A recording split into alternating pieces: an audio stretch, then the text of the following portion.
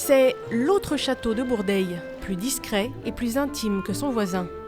Construit au XVe siècle, il a d'abord servi d'hôpital avant de devenir la résidence des sénéchaux, des officiers du roi. Il s'est agrandi et modernisé au fil des siècles pour finir en demeure privée. En 2011, Kay et David cherchent un endroit où poser leurs valises après des années de carrière en Asie.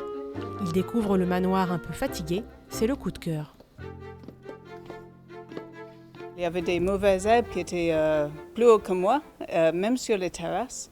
La glycine que vous voyez ici, c'était à l'intérieur de ce bâtiment. Les toits avec des fuites partout, l'eau qui a passé à l'intérieur, des inondations. Non, c'était un peu triste.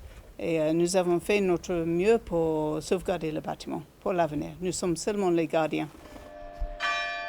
Des gardiens qui ont travaillé dur. Kay et David, l'ingénieur gallois, réalisent la plupart des travaux eux-mêmes. 10 ans à se retrousser les manches en famille.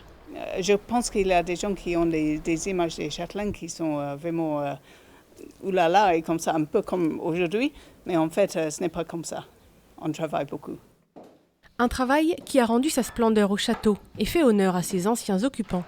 Parmi eux, André de Bourdeille, sénéchal du XVIe siècle, et son épouse Jacquette de Montbron, une des premières femmes architectes. C'est elle qui a conçu la partie récente du célèbre château voisin de Bourdeille. Chahuté par 600 ans d'histoire, le château en garde encore des stigmates. Ici, vous allez voir les trois taches des impacts de canon. Nous avons beaucoup des mêmes choses sur le tour qui est derrière vous. En fait, ça c'est un tour qui a été vraiment impacté pendant les guerres de religion. Donc, quand il y a des couches de soleil, on va voir les taches un peu partout.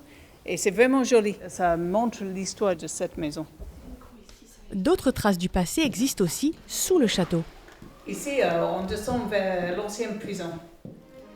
Dans un dédale de souterrain, une prison typique des bâtiments militaires et même un tunnel secret, aujourd'hui bouché, menant jusqu'au château de Bourdeille. Un patrimoine préservé qui se transmet aujourd'hui grâce à des visites et aux gîtes loués par la famille.